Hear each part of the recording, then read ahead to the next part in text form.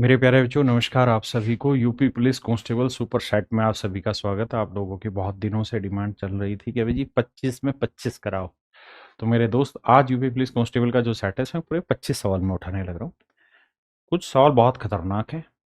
ऐसे सवाल हैं कि अगर पेपर थोड़ा डिफिकल्ट हो जाए तो ऐसे सवाल पेपर में आ सकते हैं, लेकिन ऐसे नहीं है कि आप कर ना पाओ। अगर थोड़ा पेशेंस रखेंगे तोड़ सारे सवाल देंगे। आइए पहला ही सवाल लेते हैं। पहला सवाल डीआई का है। सवाल में कह रहा है कि वर्ष 2016 की आय किस वर्ष के व्यय के बराबर थी। देखिए यार, 2016 की आय, अब यहां लिख रखा है सफेद वाला आय है और पीले वाला खर्च है।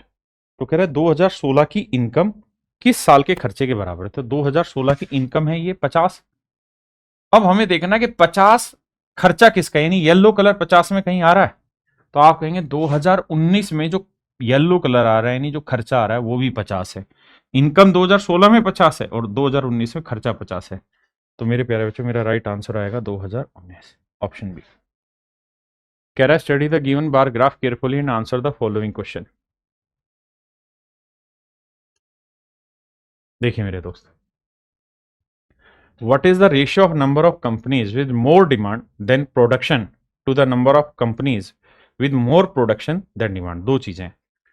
कह रहा है number of companies with more demand, जिनकी डिमांड ज्यादा है प्रोडक्शन से, वो अनुपात, वो कंपनियां जिनका प्रोडक्शन ज्यादा है और डिमांड कम है, ये कहते हैं इनका अनुपात निकाल के बताइए। और डिमांड व्हाइट कलर वाली और प्रोडक्शन येलो कलर वाला है। तो हम ये देखते हैं डिमांड किस किस की ज्यादा है। तो पी कंपनी की डिमांड ज्यादा है, क्यू कंपनी में भी डिमांड ज्यादा है, व्हाइट कलर ज्यादा है, आर कंपनी में भी डिमांड ज्यादा है। आप देख रहे हो 3000 वाला ज्यादा है 2800 से। यहां कम होनी शुरू हुई तो 1 2 3, यानी 3 कंपनियां ऐसी हैं जिसमें डिमांड ज्यादा है। तो 5 में से 3 की डिमांड ज्यादा है तो 2 की डिमांड कम होगी। तो यही रेशियो पूछा है, 3:2। बहुत आसान सवाल होते हैं डीआई के, आप घबराया मत करो। सवाल में क्या कहत बानी, in a partnership X invest, in a partnership X invest 1/6 of capital for 1/6 of time. कहता है एक्स वाई और जेड 3 पार्टनर होंगे या 2 होंगे, हाँ 3 है। तो कहता है कि एक्स ने ना 1/6 ऑफ द कैपिटल, तो ऐसा जब भी आए ना तो इनकी फ्रैक्शन बनानी 1/3 ऑफ द कैपिटल। तो भैया बटे में 3 और 6 है, तो 3 और 6 का एलसीएम 6, तो टोटल कैपिटल 6 मान लो। तो 6 का 1/6 कितना हुआ, 2 ना 1, यानी एक्स ने 1 रुपया लगाया, जबकि वाई ने टोटल कैपिटल का 1/3 1/3 यानी 2। तो टोटल पैसा कितना है, 6। 6 में से 1 इसने लगा दिया, 2 इसने, तो बाकी 3 इसने लगाया। फिर से समझाता हूं। सवाल ने ये कहा था कि भाई एक्स ने टोटल कैपिटल का 1/6 पार्ट लगाया, वाई ने टोटल कैपिटल का 1/3 पार्ट लगाया। तो 6 और 3 का एलसीएम मेरे बच्चे क्या है, 6। तो हम टोटल कैपिटल 6 मान लेंगे। 6 का 1/6 1 पार्ट लगाया, 6 का 1/3 2 लगा और बचा हुआ 3 यहां लगाया। आपने कहा यार बिल्कुल ठीक है। आप, ये तो है मेरे बच्चे इनके कैपिटल का रेशियो। अब आते हैं मेरे प्यारे बच्चे इनके टाइम का रेशियो। तो कह रहा है एक्स ने जो पैसा लगाया वो 1/6 टाइम के लिए लगाया, तो 12 का 1/6 निकालेंगे तो आएगा 2। और वाई ने जो पैसा लगाया वो 1/3 टाइम के लिए लगाया, तो 12 का 1/3 4। और बाकी जो जेड वाला पैसा था वो पूरे टाइम के लिए था, यानी 12 महीने के लिए। तो मेरे बच्चे हमें प्रॉफिट शेयरिंग रेशियो निकालना है। प्रॉफिट होता है कैपिटल इंटू टाइम। तो 1 गुना 2 2, 2 चौक 8 और 12 3 36। इसको भी काट दें सिंपली तो 1 4 और 18। तो इस रेशियो में बांटना होगा। तो कह रहा वाई का हिस्सा ज्ञात करिए। तो वाई का हिस्सा होगा 4 यूनिट, टोटल प्रॉफिट होगा 18 4 22 और 23 यूनिट। 23 यूनिट रिप्रेजेंट कर रहा है 23,000 को, तो 1 यूनिट 1,000, तो 4 यूनिट 4,000, यानी ऑप्शन बी मेरे प्यारे बच्चों मेरा राइट आंसर। आइए जी, कह रहा है सेलिंग प्राइस का 7% कॉस्ट प्राइस के 8% के बराबर है। हमने कहा यार अगर हम यहां से एसपी और सीपी का रेशियो पूछे वो 8:7 आएगा। 8:7 आएगा। आपने कहा जी ठीक है, आगे बढ़ो। तो एक चीज ध्यान रखना कि जो सेलिंग प्राइस होगा ना वो हर हाल में मेरे बच्चे 8 का मल्टीपल होना चाहिए। और उसने हमसे पूछा भी यही कि सीपी और एसपी बताओ। तो 400 तो 8 से भाग जाता है, लेकिन 950 8 से भाग नहीं जाता। क्यों? क्योंकि 8 से भाग जाने के लिए कोई नंबर 4 से भी तो भाग जाएगा, 50 8 से भाग ही नहीं जा रहा है, तो ये नंबर 8 से भाग नहीं जाएगा, ये नंबर भी 8 से भाग नहीं जाएगा, यानी मेरा आंसर हर हाल में से ए और बी में से। अब आगे क्या कह रहा है, अगली लाइन में कह रहा है एसपी का 9%, सेलिंग प्राइस का 9%, तो 400 का 9% 36, और सीपी का 10%, 350 का 10% 35। कहता है इनका डिफरेंस 2 होना चाहिए, जबकि इनका डिफरेंस तो 1 ही आ रहा है, इसका मतलब ये गलत है, तो आंख बंद करके ऑप्शन बी, आंख बंद करके मेरे बच्चे ऑप्शन बी ले लो। देखिए यार, सवाल ने कहा कि भाई 11 सदस्यों वाली क्रिकेट टीम की कप्तान की आयु 29 वर्ष है, और हम मान क्या लेते हैं, अगर मैं डिटेल कराऊं तो भाई मान लेते हैं 11 सदस्यों वाली टीम की जो एवरेज एज है वो ए, तो 11 सदस्यों की टोटल एज कितनी होगी, 11 गुना ए, टोटल एज होगी 11 है, क्योंकि एवरेज ए मानी तो 11 ही होगी। अब कहता है इसमें से 2 लड़के हैं, एक का नाम कप्तान है और एक का नाम विकेट कीपर। कप्तान की उम्र है 29 और विकेट कीपर की 4 बड़ी है, यानी कप्तान 29 का है और विकेट कीपर 29 और 4 33 का है, तो 29 जमा 33, दिस इज कप्तान, दिस इज विकेट कीपर। अब कहता है जो बाकी 9 लोग बच गए उनकी जो औसत आयु है, इन दोनों को अगर हटा दें तो पूरी टीम की औसत से 2 कम है, यानी इनकी एवरेज इज A-2। आप एक बार सवाल पढ़िए, क्या यही बात है कि कुछ और है मेरे भाई? अब हम चाहे डिजिटल सम लगा दें या कैलकुलेशन, लेकिन इस सवाल के ऑप्शन गलत है, टाइपो एरर हमारी तरफ से, इसका आंसर होगा 22 साल। एक ऑप्शन ठीक कर लेना, कैसे? 9 को ए से गुना करेंगे 9 ने, 9 ने इधर लाएंगे तो माइनस का 2 आया, या 9 दूनी 18 माइनस 18 आया। अब 29 में से 18 गया 11, 11 33 आया 44। अब ए की वैल्यू जो आएगी वो आएगी 22, तो टीम की औसत आयु क्या है, तो आंसर हो जाएगा ए यानी 22 साल। आइए दोस्त, कहता कोई त्रिभुज है पी क्यू आर जिसमें क्यू आर की लंबाई, मतलब P Q Q R R P 3 भुजाएं। कहता है क्यू आर की लंबाई पी क्यू की 2 गुनी से 3 कम है, यानी पी क्यू की लेंथ अगर ए है तो इसके डबल से 3 कम है। सच में ऐसा है? हाँ जी ऐसा है, पी क्यू की लंबाई की डबल से 3 गुनी, मतलब 3 सेंटीमीटर कम है। और कहता है आरपी या पी आर पी क्यू से 14 सेंटीमीटर अधिक है, पी क्यू से 14 सेंटीमीटर अधिक है, यानी A+14।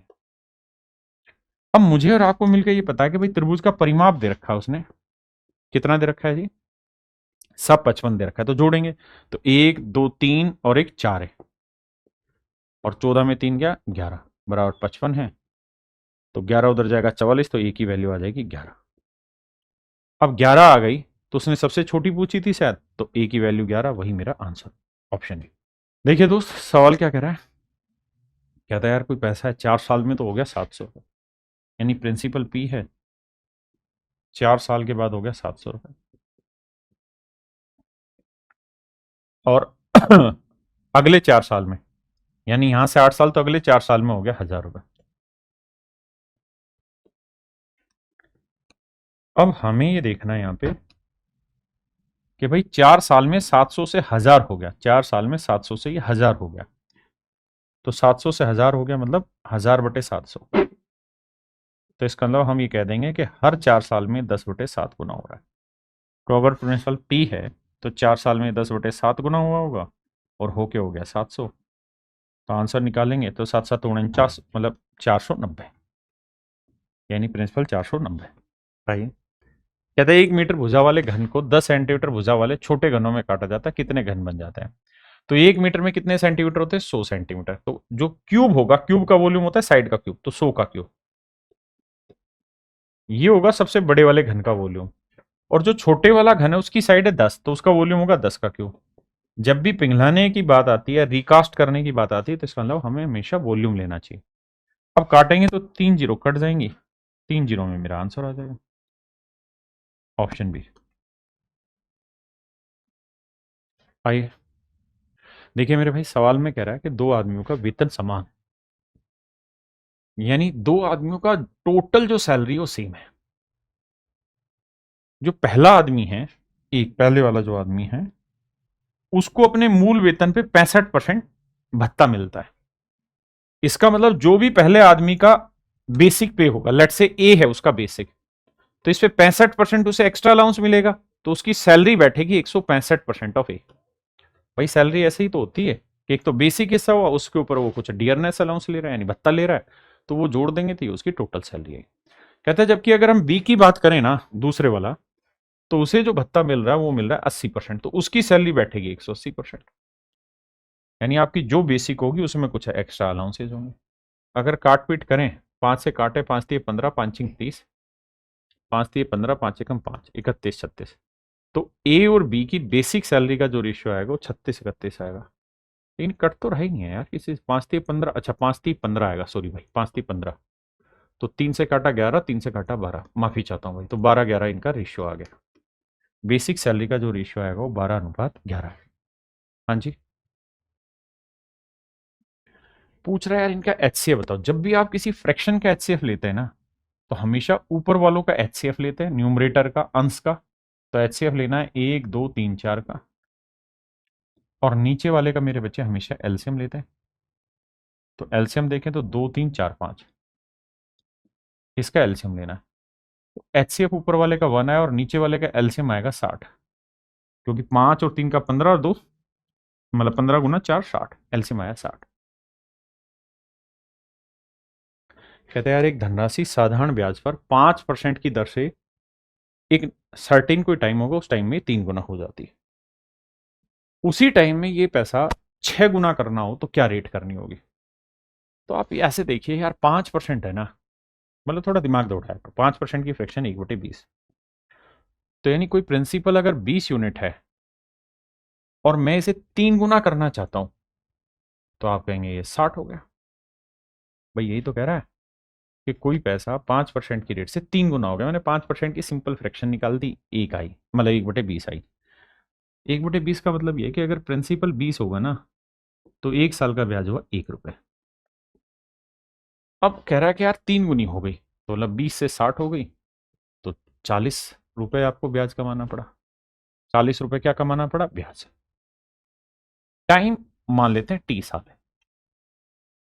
अब कह रहा है यार इसी पैसे को 6 गुना करना है, यानी 120 बनाना है, तो ब्याज कितना कमाना होगा? 100 रुपए। लेकिन कह रहा है कि यहां पे भी टाइम उतना ही है जितना पहले था, टाइम में कोई गड़बड़ नहीं करी, यहां टाइम जितना था उतना ही टाइम यहां है। हाँ, लेकिन पैसा 6 गुना कर दिया। तो पहले आपको 40 रुपए ब्याज कमाना पड़ रहा था उसी टाइम में, अब वही आपको 100 रुपए ब्याज कमाना पड़ेगा उसी टाइम में। तो कहता है रेट बताओ क्या होगी? तो दो तरीके से यहां बातें एक्सप्लेन होंगी। पहली चीज, तो अगर मैं समझदार हूं तो मैं ये देखूंगा कि यार कितना गुना कमाना है ब्याज मुझे, क्योंकि टाइम तो दोनों जगह सेम है, तो कितना गुना ब्याज कमाना है? तो 40 का डबल 80, यानी 2.5 गुना ब्याज कमाना है, यानी मुझे 2.5 गुना ब्याज कमाना होगा, तो मुझे रेट भी 2.5 गुना करनी होगी, यानी 5 का 2.5 गुना, 5 का 2 गुना 10 और आधा 2.5, यानी 12.5% रेट ऑफ इंटरेस्ट होगी। लेकिन आप कहें ना मजा नहीं आया, तो देखिए, तो फिर आप ऐसे देखिएगा भाई, 20 रुपए पे 1 साल का ब्याज 1 रुपए, तो 40 साल का ब्याज कितना हुआ? 1 रुपए के हिसाब से 40 रुपए ब्याज कितने साल में होगा? 40 साल में। हमने निकाल दिया टाइम, तो इसका मतलब ये हुआ कि भाई 40 साल में उसे 100 रुपए ब्याज कमाना होगा। तो 40 साल में अगर 100 रुपए, क्योंकि टाइम दोनों जगह सेम है, तो हर साल कितना रुपए कमाएगा? 2.5 रुपए। अब हम कह देंगे यार 2.5 रुपए ब्याज कमाना है 1 साल में, कितने पे? 20 पे, तो 100 पे कितना होगा? क्योंकि 100 पे कोई ब्याज ही तो रेट कहलाता है, तो आंसर आ जाएगा 12.5%। कह रहे यार किसी आर्टिकल की कीमत पहले 25% बढ़ाई गई, फिर 20% घटाई गई और फिर 10% बढ़ाई गई, तो बताइए चेंज क्या हुआ? तो पहले 25% बढ़ाई गई, तो 25% की फ्रैक्शन 1/4, यानी कीमत 4 से 5 हो गई। फिर 20% घटाई गई, 1/5, तो 5 से घट के 4 हो गई। फिर 10% बढ़ा दी गई, तो 10 से हो गई 11। तो कह रहा चेंज बताओ क्या हो गया? तो आप कहेंगे जी 4 से 4 कटा, 5 से 5 कट, 5 से 5 कटा, मतलब 10 से 11 हो गई फाइनल। 10 से 11 होना माने 1 बढ़ गया। 1 का बढ़ना 10 पे कितना कहलाएगा? 10%, यानी फाइनली उस चीज की कीमत 10% बढ़ गई। कहता है ए और बी एक काम को 75 दिनों में कर सकते हैं, प्रत्येक एक कार्य को 75 दिनों में कर सकते हैं, मतलब ए भी 75 दिन में कर सकता है और बी भी 75 दिन में कर सकता है, यानी दोनों की बात समान है, यानी दोनों की एफिशिएंसी सेम है। कहता है उन्होंने एक साथ कार्य करना शुरू किया, लेकिन ए ने कुछ समय बाद छोड़ दिया और बी ने शेष काम को 23 दिन में पूरा कर दिया। ए ने कार्य शुरू होने के कितने दिन बाद काम छोड़ा? देखिए दोस्त, बहुत बेसिक बातों में से समझाता हूं। सवाल पता है क्या कह रहा है? सवाल ये कह रहा है कि यार ए भी इस काम को 75 दिन में कर सकता है और बी भी इसी काम को 75 दिन में कर सकता है, तो टोटल काम ही 75 मान लेते हैं। तो टोटल काम 75 और 75, यानी इसकी भी एफिशिएंसी एक, इसकी भी एफिशिएंसी एक। कहते हैं यार ए और बी दोनों ने मिलकर काम करना शुरू किया, कुछ दिन तक तो मिलके किया, फिर ए ने काम छोड़ दिया, बाकी बचे हुए काम को बी ने अगले 23 दिन में कर दिया।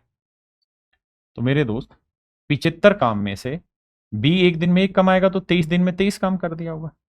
तो 23 काम तो बी ने अकेले ने किया। तो 75 में से अगर मैं 23 हटा दूं,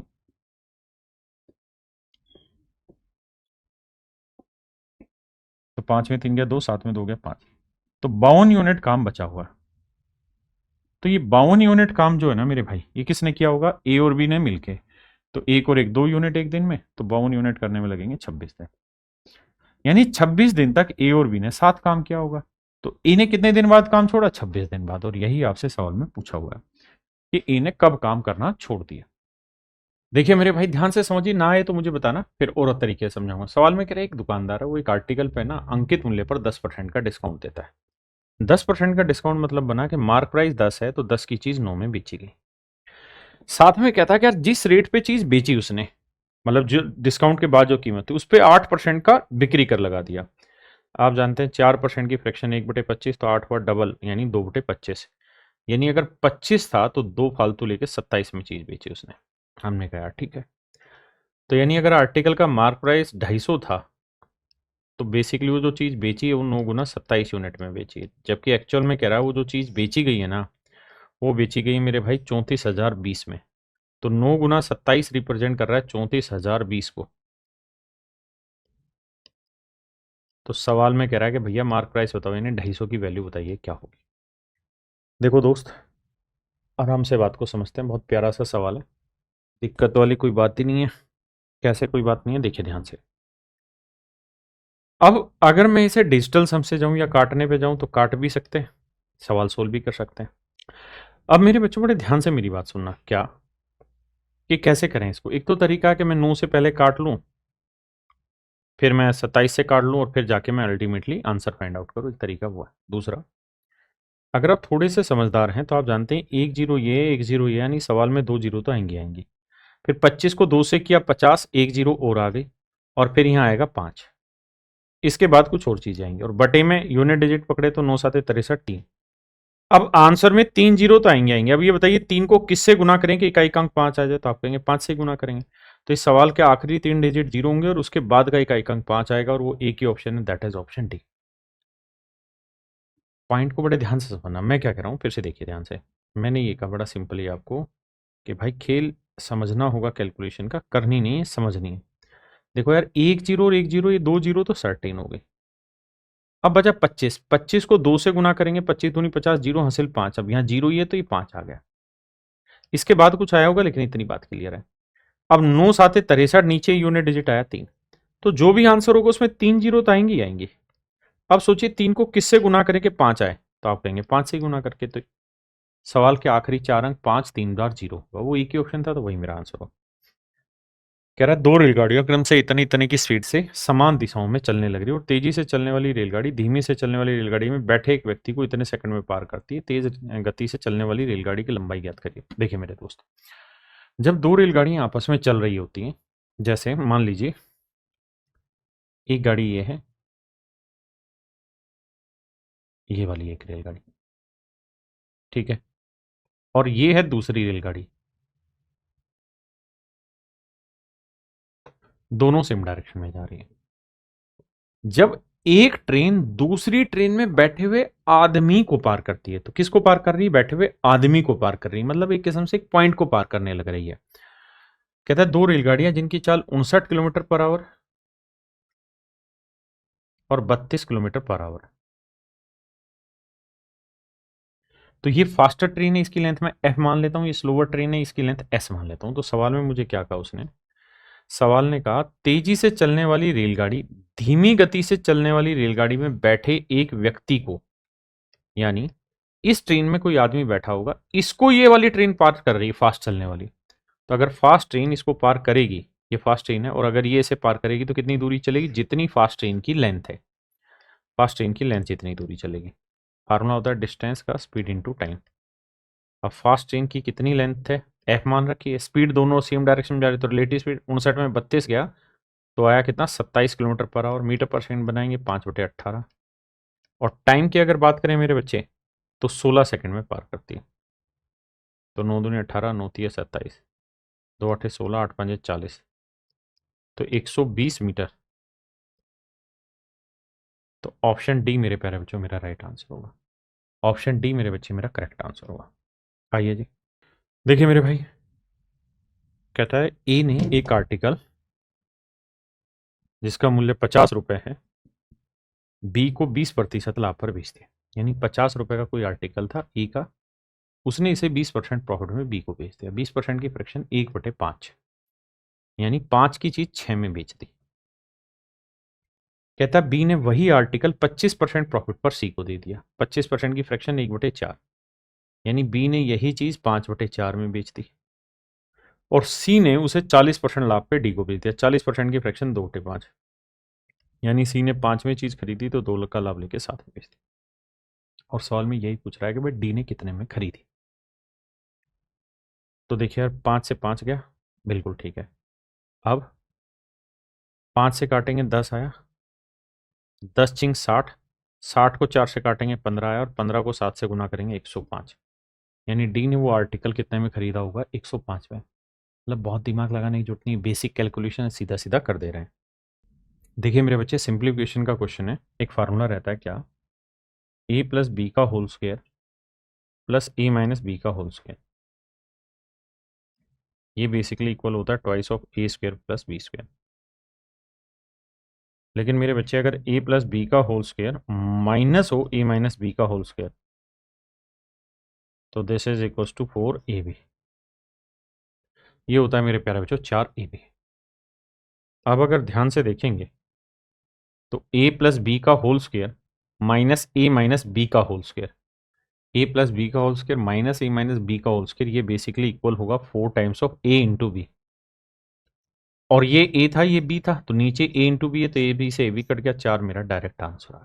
डायरेक्ट इस फॉर्मूले पे सवाल पूछे जाते हैं। कहता है किसी भी संख्या के वर्ग को 4 से विभाजित करने पर क्या शेष बचता है। यूनिक क्वेश्चन है, मजा आ जाएगा। भाई अगर आप किसी भी नंबर को 4 से डिवाइड करेंगे तो रिमाइंडर क्या क्या बच सकता है। आप कहेंगे एग्जैक्ट डिवाइड हो सकता है, 1 बच सकता है, 2 बच सकता है, और 3 बच सकता है। भाई किसी नंबर को अगर आप 4 से डिवाइड करोगे तो रिमाइंडर 4 से तो छोटा ही बचाओगे, बड़ा तो बचाओगे नहीं। और 4 से छोटे में 0 हो सकता है, 1 हो सकता है, 2 हो सकता है, 3 हो सकता है, यही रिमाइंडर है। आपने कहा ठीक है, लेकिन सवाल में कह रहा है कि जी नंबर के वर्ग को भाग दें दोबारा से 4 से, तो नंबर का वर्ग दें तो शेषफल का भी वर्ग करते हैं 0, 1 का वर्ग 1, 2 का वर्ग करेंगे तो 4। लेकिन अगर 4 बचा शेषफल तो इसका मतलब तो 4 से भाग दे के 4 शेषफल बचना, मतलब एग्जैक्ट डिवाइड हो गया, वो तो शेषफल 0 आ गया, तो यानी 4 तो आएगा ही नहीं शेषफल। अब 3 का वर्ग करें 9, और 9 को 4 से भाग देंगे तो 4 दूनी 8, फिर से रिमाइंडर 1 आया। तो आप देखेंगे घूम फिर के 2 ही रिमाइंडर बचेंगे अगर हम वर्क करेंगे तो 0 और 1। आपको मैंने याद होगा डिविजिबिलिटी में पढ़ाया, रिमाइंडर थ्योरम में सॉरी, कि अगर आप किसी नंबर को डी से डिवाइड कर रहे हो और रिमाइंडर आर आया, तो अगर इसी नंबर के क्यूब को या 5 पावर को या x पावर को d से डिवाइड करें तो रिमाइंडर क्या होगा। तो मैंने कहा आपको सिंपल, जो रिमाइंडर उसकी जो भी पावर बोली हुई है, क्यूब बोला है, स्क्वायर बोला है, पावर 5 बोली है, x बोला है, उसको d से डिवाइड करो, वही रिमाइंडर आएगा। ये बेसिक कॉन्सेप्ट है। तो आंसर 0 और 1 ही होगा, या तो 0 या 1। और ये मेरे भाई गलती है, यहाँ 1 नहीं ना आएगा।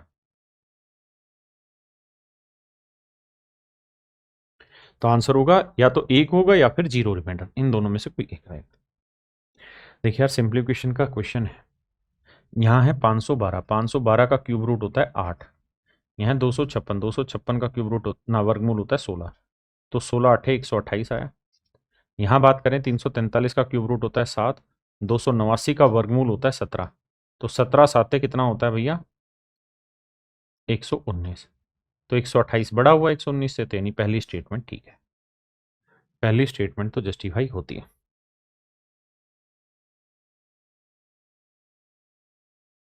बिल्कुल ठीक है। अब आते हैं सेकंड स्टेटमेंट पे। 121 का वर्गमूल 11, 1331 का भी अगर आप क्यूब रूट निकालेंगे, घनमूल निकालेंगे, तो भी 11 आएगा। तो 11 और 11 22 आया। 125 का क्यूब रूट 5 और 125 का वर्गमूल 15, 15 5 75। तो मेरे बच्चे बताओ क्या 22 बड़ा होगा 75 से? जवाब है नहीं, यानी सेकंड स्टेटमेंट गलत है। तो ओनली पर केवल पहली स्टेटमेंट मेरे बच्चे यहाँ पे करेक्ट है।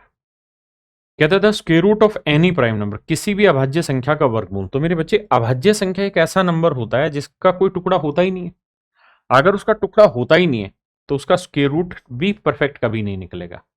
जैसे 3 ले लो, 2 ले लो, 5 ले लो, 7 ले लो, 11 ले लो, ये जितने भी प्राइम नंबर हैं इनका जब आप स्क्वायर रूट निकालेंगे तो एग्जैक्ट निकलेगा ही नहीं, पॉइंटों में रहेगा, non terminating non repeating decimal आएगा। इसलिए हो जाते हैं अपरिमेय संख्या, रेशनल नंबर, अपरिमेय संख्या रह जाते हैं। कहता है यार a person speed in still water is 4 kilometre per hour greater than the speed of the current. यानी वो सवाल में ये कह रहा है कि नाव की जो चाल है ना वो पानी की चाल से 4 किलोमीटर ज्यादा है।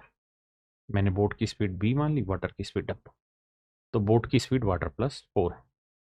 कहता है एक व्यक्ति धारा की दिशा में 45 किलोमीटर गया, 45 किलोमीटर डायरेक्शन में, और 35 किलोमीटर गया है धारा के विरुद्ध। जाने में 10 घंटे का समय लेता है। अब मेरे प्यारे बच्चों ये हो जाएगी बोट प्लस वाटर स्पीड और ये हो जाएगी boat minus water speed against, और कुल मिला के टाइम ले रहा है इतना। आपने कहा ठीक है। अब सवाल में कह रहा है स्थिर जल में उस व्यक्ति की गति ज्ञात करिए। अगर आप इन डिटेल करना चाहते हैं तो इन डिटेल भी बता देता हूं कैसे। देखिए मतलब मैं तो यहाँ ऑप्शन से ही जाऊंगा, बाकी डिटेल भी कोई बड़ी चीज नहीं है। भाई मुझे बताया कि बोट की स्पीड कितनी है 20, या बोट की स्पीड वाटर प्लस 4 रख लेते हैं हम, माइनस वाटर, तो वाटर से वाटर कट जाएगा, तो 45 बटे, अब बोट की वैल्यू यहां रखेंगे वाटर प्लस 4, तो यह आ जाएगा ट्वाइस ऑफ वाटर प्लस 4। ये 35 बटे 4 उधर जाएगा, माइनस का हो जाएगा, तो 45 बटे ट्वाइस ऑफ वाटर प्लस 4, यहाँ हो जाएगा 10 चौक 40, 40 में 35 गया 5 बटे 4, 5 नीम 45, 9 चौक 36, तो 2 वाटर की जो वैल्यू आएगी 32 आएगी, और वाटर की वैल्यू जो आएगी वो आएगी 16। तो वाटर की वैल्यू 16 है मेरे बच्चे, तो बोट की स्पीड 16 में 4 जोड़ा 20 आ गया। ऑप्शन एक तरीका ही है। ये तो है सवाल को सोल्व करने का डिटेल तरीका, लेकिन अगर हम इसे ऑप्शन से उठाएं बहुत आसान है। मैं पहला ऑप्शन पिक कर लेता हूं 20। ये 20 है तो नेचुरल है वाटर 16 रहा होगा, तभी तो 16 और 4 20 बना। अब हमें पता है कि यार ये 20 है ये 16, तो 20 और 16 36, तो ये आया 45 बटे 36 जमा 20 में 16 गया 4, 35 बटे 4। अब हमें यह देखना है कि क्या इनकी वैल्यू 10 आ रही है। तो देखो 9 से काटेंगे, 9 चौक 36, 9 5 45, तो एलसीएम यहाँ पे भी 4 है, यहाँ पे भी 4 है, 4 है, और 35 और 5 40 आ गया, काटोगे तो 10 आ रहा है बिल्कुल। तो ऑप्शन से जाएंगे, ज्यादा आसानी से ये सवाल टूटेगा। अब देखिए दोस्त सवाल में कह रहा है एक्स और वाई की वर्तमान आयु का अनुपात दे रखा है, एक्स और वाई। कहता है इनकी प्रेजेंट एज के बारे में बात हो रही है। प्रेजेंट एज की बात करें तो 4:5, आयु का अनुपात 4:5। कहता है कि यानी 10 से कम वर्ष पहले यह अनुपात 1:2 था। कहता है आज से कुछ साल पहले ये जो रेशियो था, ये मेरे बच्चे 1:2 था। कितने साल पहले था ये मुझे नहीं पता, लेकिन ये तय है कि 10 साल से कम टाइम है ये। तो कहता के कितने मान संभव है, तो के की कितनी वैल्यूज पॉसिबल है। अब देखिए यार यहां जो शब्द है ना इंग्लिश में बहुत अच्छे से लिखा हुआ है, एक्सप्रेस्ड इन कंप्लीट ईयर, यानी के की जो वैल्यू होगी वो कंप्लीट ईयर में होगी, मतलब इनकी जो आयु होगी वो कंप्लीट ईयर की बात हो रही होगी। अगर कंप्लीट ईयर की बात हो रही है तो आप ये देखिए कि यहां गैप 1 और 4 का कितना है 3, यहां 2 और 5 के बीच का गैप भी कितना है 3, तो यानी इनके बीच में जो इतने साल पहले की जो बात हो रही होगी ना वो हर हाल में 3 का मल्टीपल होगा। 3 का कोई भी मल्टीपल, 3 एकम 3 हो सकता है, 3 दूनी 6 हो सकता है, 3 तिया 9 हो सकता है, 3 चौक 12 हो सकता है, 15, लेकिन 10 से बड़ा ले नहीं सकते, तो फिर केवल 3 ही तरीके से हम ये वैल्यू पॉसिबल बना सकते हैं।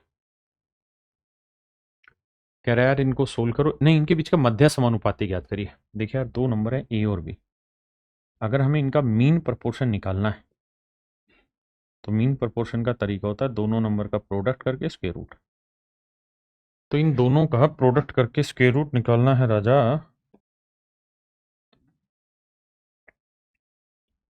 इनका गुणनफल करके स्क्वायर रूट निकालना है।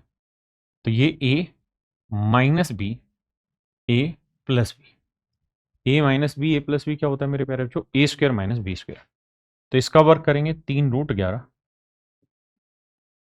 का वर्ग माइनस बी 5√2 का वर्ग। तो ए स्क्वायर करेंगे 3 का वर्ग हुआ 9 और √11 का वर्गमूल 11। तो 11 निम 99, 5 का वर्ग करेंगे 25 और √2 का वर्ग 2, 25 दूनी 50, 99 में 50 गया मेरे प्यारे बच्चों, मेरा आंसर आया 49।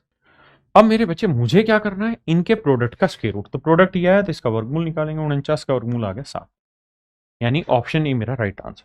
आइए भाई, सवाल में कह रहा है कि अगर विक्रय मूल्य 3 गुना कर दिया जाए तो ये सीपी है जी, ये एसपी है यानी सेलिंग प्राइस है, और ये मेरा नया सेलिंग प्राइस है। कहता है अगर सेलिंग प्राइस ट्रिपल कर दिया जाए, 3 गुना कर दिया जाए, तो लाभ जो है 5 गुना हो जाता है। लाभ कितना हो जाता है, 5 गुना हो जाता है। तो कहता है यार कुछ बता दो यार कोई ज्ञान की बात। तो आप कहेंगे देखो सर, अगर आप थोड़े से समझदार हैं तो आप ये बात जान लेंगे कि मान लीजिए ये इसका कॉस्ट प्राइस है और ये इसका सेलिंग प्राइस है। बड़े ध्यान से मेरी बात सुनना, गलत नहीं होना चाहिए किसी भी हालत में वैल्यू से। अगर यहां पे प्रॉफिट पी रुपए का हो रहा है, अगर यहां पे प्रॉफिट मेरे प्यारे बच्चों पी रुपए का हो रहा है, अगर यहां पे प्रॉफिट मेरे प्यारे बच्चों पी रुपए का हो रहा है, ध्यान देना, अगर यहां पे प्रॉफिट पी रुपए का हो रहा है, तो जो नया सेलिंग प्राइस है, जो नया सेलिंग प्राइस है वो कह रहा है 3 गुना कर दिया गया। यानी ये अगर एसपी है तो नया सेलिंग प्राइस 3 एसपी हो गया। या इसको और अच्छे से लिखें तो यहां सेलिंग प्राइस अगर 1 यूनिट है तो यहां सेलिंग प्राइस 3 यूनिट है।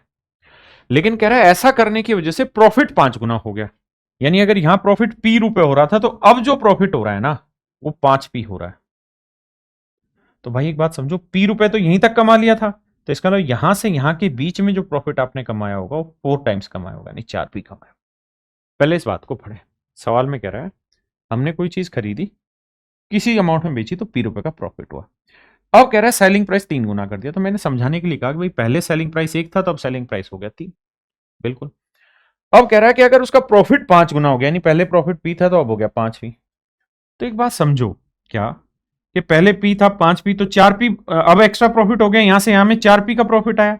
जबकि यहां हम चीज 1 यूनिट में बेच रहे थे, यहां 3 यूनिट में, तो यानी यहां कितने का बढ़ोतरी होगी, 2 यूनिट की। और 2 यूनिट रिप्रेजेंट कर रहा है 4 पी को, तो 1 यूनिट की वैल्यू आ जाएगी 4 पी/2 यानी 2 पी। तो इसका मतलब इसका जो ओरिजिनल सेलिंग प्राइस था वो 2 पी था। कितना था, 2 पी। 1 रुपए का यानी पी रुपए का प्रॉफिट कमा रहे थे तो 2 पी में बेच रहे थे तो कॉस्ट होगा पी, यानी पी में खरीद के पी का लाभ ले रहे थे, तो यानी 100% का प्रॉफिट आप कमा रहे थे। और अगर अभी भी बात पल्ले नहीं पड़ी है तो समझाने के लिए और तरीके लेते हैं, कोई जबरदस्ती थोड़ी इसी तरीके से समझेंगे। भाई वो ये कह रहा है, क्या कह रहा है दोस्त, वो ये कह रहा है कि अगर हम अपनी चीज को, कोई कॉस्ट प्राइस है, अगर हम उसका सेलिंग प्राइस 3 गुना कर देते हैं, यानी अगर पहले वो 100 रुपए में कोई चीज बेच रहा था तो अब वो 300 रुपए में चीज बेचेगा। तो 100 की चीज अगर 300 में जाएगी तो पहले से कितना ज्यादा सेलिंग प्राइस मिलेगा, हमें 200 रुपए ज्यादा मिलेगा। और कह रहा है कि 200 रुपए ज्यादा में कोई चीज बेचने से प्रॉफिट 5 गुना हो गया।